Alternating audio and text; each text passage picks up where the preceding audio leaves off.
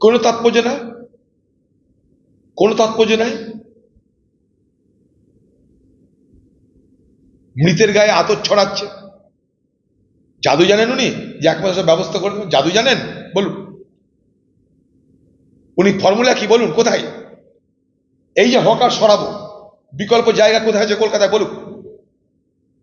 সেখানটায় প্রমোটারি কারা করবে? সেই দোকানগুলো কারা বানাবে? সে জায়গা কোথায় চিহ্নিত করুক। আগে চিহ্নিত করে পরে সরাও, তবে না। আগে জায়গা চিহ্নিত করো, পরিকল্পনা দাও, হকারদের সঙ্গে আলোচনা করো, তবে করো।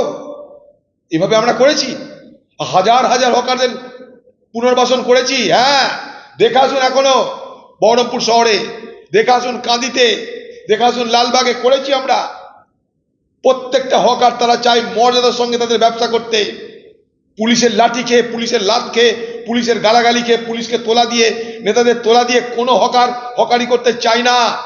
তারাও চায় অন্য অন্য 5টা পরিবারের মতন মর্যাদার জীবনযাপন করতে, বউ ছেলে মেয়ে সম্মানের সঙ্গে মর্যাদার সঙ্গে জীবনযাপন করতে।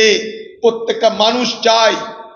আপনার পুলিশের লাঠি, গুঁতো, গাল, কিস্তি, সন্ধ্যেবেলায় মদের বোতল দেওয়ার বাধ্যতা, তার থেকে মুক্তি চাই বাংলার হকার সমাজ।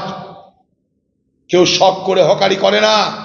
আপনি আগে বলতে পারতেন আপনার পরিকল্পনা, হকারদের সঙ্গে আলোচনা করতেন, তারপরে উঠাতেন, একটা প্রক্রিয়ার মধ্য দিয়ে হলে সবকিছু ভালো হতো। কারণ আজকে এই ভয়ঙ্কর পরিস্থিতির শিকার হতে হতো না সেই সমস্ত হকার ভাইদের। এরাই আপনার দলের চাঁদা দেয়, এরাই আপনার দলের মিটিং করে, এরাই আপনার দলের মিছিল করে। যখন দেখছেন বাজার খারাপ হয়ে যাচ্ছে, আপনি তো বলে দিলেন নবান্নে বড় বড় বাতেলা করে। এরপর যখন শুনছেন আপনি নেতাদের কাছ থেকে, নিচের তলার নেতাদের কাছ থেকে, যে দিদি এটা করা যাবে না, এরা আমাদেরই লোক, আমাদেরই লোকটা টাকা দিয়েছে, সবকিছু জানাজানি হয়ে যাবে। কেউ বলছে তোলা দিয়েই তো খাই, কেউ বলছে 300 টাকা প্রতি মাসে দিই, সব জানাজানি হয়ে যাচ্ছে। আবার সেটাকে ঢাকো, সেই আবর্জনাকে, সেই দিদির তৈরি করা সেই দুর্নীতির দুর্গন্ধকে ঢাকার জন্য 1 মাসে তিনি নিদান দিয়েছেন। কি নিদান সেটা জানতে চাই আমরা। হোয়াইট পেপার কোথায়? কত হকার আছে তাই দিদি জানে না।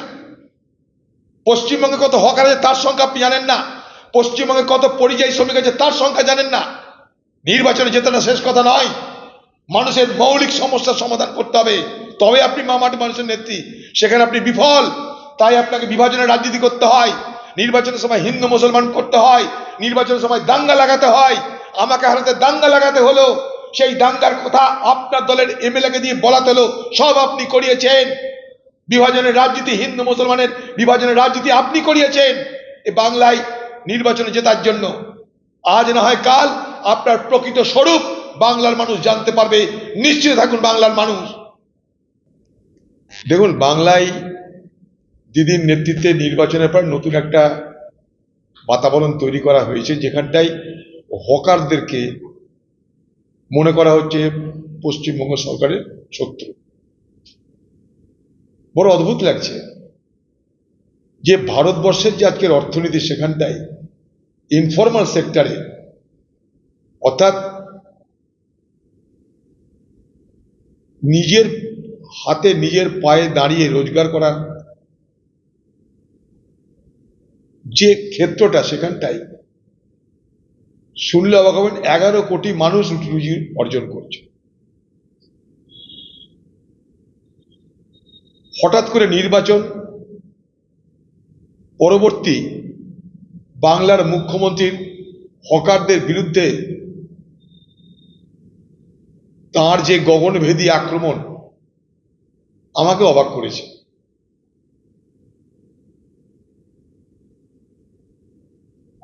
এই জন্যেই অবাক করেছে যে আমরা তার মূলে কেউ যাচ্ছি না। কেন আজকে পশ্চিমবঙ্গ পরিযায়ী শ্রমিকদের সব থেকে বড় রাজ্যের নাম? কেন পশ্চিমবঙ্গে আজ ফুটপাতে হকাররা পণ্য বিক্রি করতে বাধ্য হচ্ছে? আমরা কিন্তু তার কেউ আলোচনা করছি না। ভোটে শহরে কম হয়েছে ভোট, শহরবাসীকে নতুন করে বার্তা দাও যে আমি মমতা ব্যানার্জির শহর, যেমন আমি গ্রামে লক্ষ্মীর ভাণ্ডার দিয়ে, গ্রামে আমি 100 দিনের কাজ, গ্রামে আমি স্বাস্থ্যসাথী দিয়েছি, তেমনি শহরের মানুষ আপনাদেরও সুবিধা অসুবিধার কথা ভেবে এবার আমি আক্রমণে নেমেছি হকারদের বিরুদ্ধে। কারণ শহরের মানুষ আপনারা মমতা ব্যানার্জিকে ভোট দেন, এই হচ্ছে লাইন। শহরের মানুষকে খুশি করবার জন্য কাকে আক্রমণ করতে হবে? হকারদেরকে। শহরের মানুষ কেন ভোট দেয়নি সেটা আগে জানুন, না জেনে আক্রমণের জন্য হকারদেরকে চিহ্নিত করবার মধ্যে একটা হিংস্র রাজনৈতিক বদলা, এটা কিন্তু কাউরি কাছে কাম্য নয়। বেলাগাম ভাবে, বেনিয়ম ভাবে হকার প্রত্যেকটা শহর গ্রাস করবে, এটাও ঠিক নয়। কখনো এটা সমর্থন করি না, কিন্তু আমরা কখনো মিউনিসিপ্যালিটি চালিয়েছি, জেলা পরিষদ চালিয়েছি, নির্বাচন হলে আজও চালাতাম, নির্বাচন হয়নি তাই পারিনি। কিন্তু একটা কথা বলবো, যে কাউকে খেতে দিতে যদি নাও পারি, কারো খাবারকে কেড়ে নেওয়ার অধিকার আমার আপনার কারো নেই। ক্ষমতা আছে তাই তাদের খাবারের অধিকার কেড়ে নিলাম, রোজগারের অধিকার কেড়ে নিলাম, অথচ উল্টো কিছু দিতে পারলাম না। এটার মধ্যে কখনো মামাটি মানুষের নেতা নেত্রী হওয়া যায় না বলে আমি মনে করি। উনি আজকে অদ্ভুত ধরনের কথা বলছেন, 72 ঘন্টা পর বলছেন এই হবে, তাই হবে, ওই হবে, বলছেন কাউন্সিলরদেরকেও গ্রেপ্তার করা হবে। তাহলে এতদিন পশ্চিমবঙ্গের মুখ্যমন্ত্রী আপনি কি ধৃতরাষ্ট্রে যেমন চোখ বন্ধ করেছিল, গান্ধারীও চোখ বন্ধ করেছিল, তো আপনি কি গান্ধারীর হয়ে চোখ বন্ধ করেছিলেন যে কিছুই আপনার নজরে পড়েনি? আপনি তো জেলায় জেলায় মানুষের কাছে গিয়ে মিটিং করেন, ঘরে ঘরে দিদি, ঘরে ঘরে রেশন, সবই তো আপনার ঘরে ঘরে।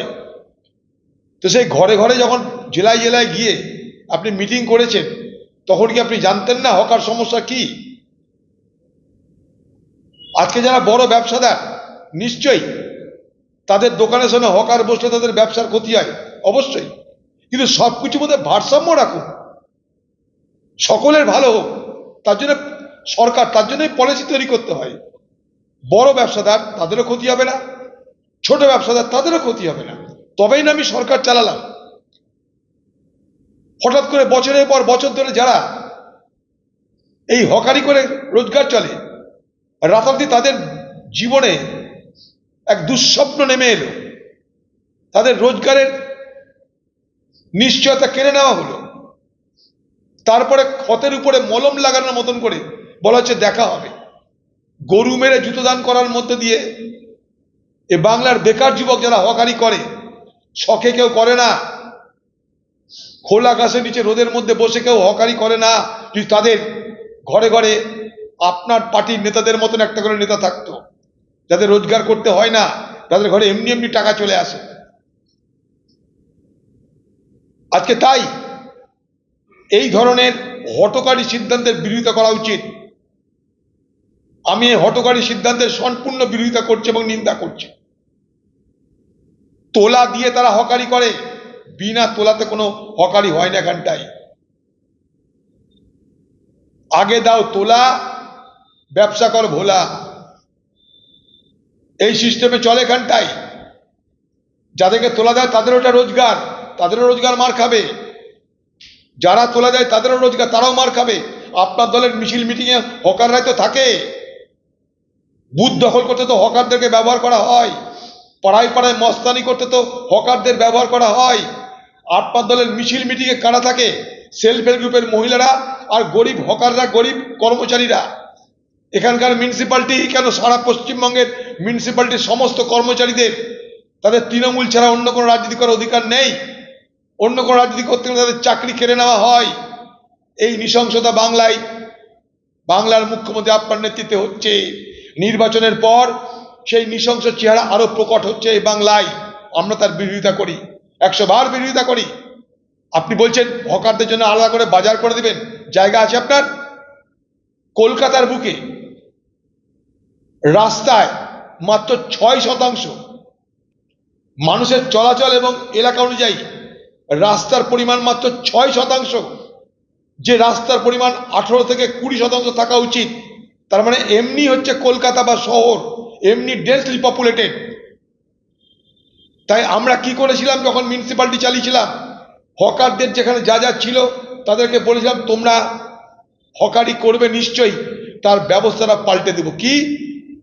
পুনর্বাসন, ঘর করে দাও, একতলা জায়গায় 5 তলা ঘর করে দাও, পুনর্বাসনের ব্যবস্থা করার নিশ্চয়তা দিয়ে তাদেরকে খালি করতে বলো।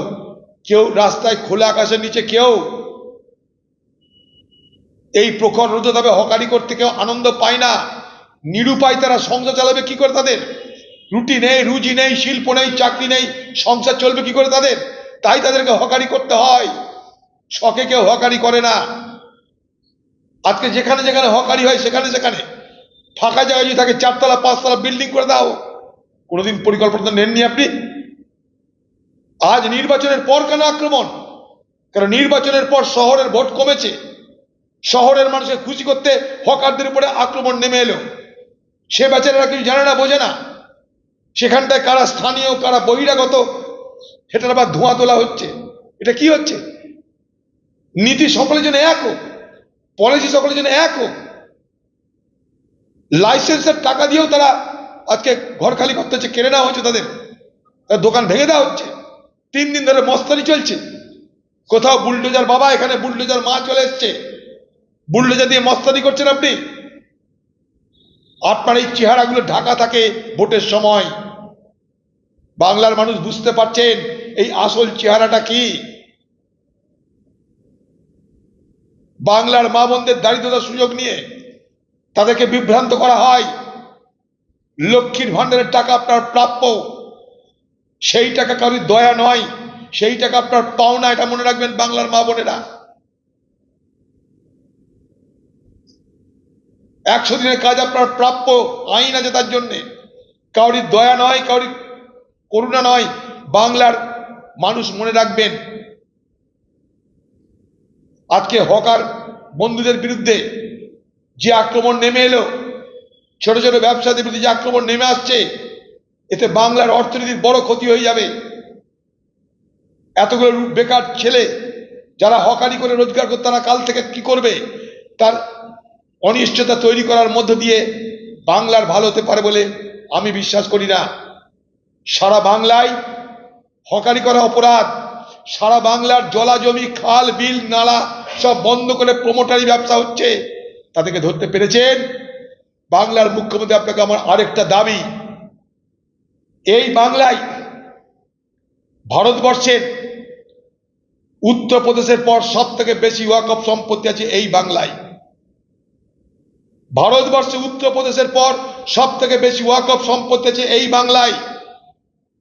সেই ওয়াকফ সম্পত্তি কি করে বেহাত হয়েছে, সেই ওয়াকফ সম্পত্তি কোথায় কোথায় লুট হয়েছে, সেই ওয়াকফ সম্পত্তির আজকে দিনের মালিক কারা হয়েছে, তার একটা সার্ভে হোক, তার একটা তদন্ত হোক। চ্যালেঞ্জ করছি আপনাকে।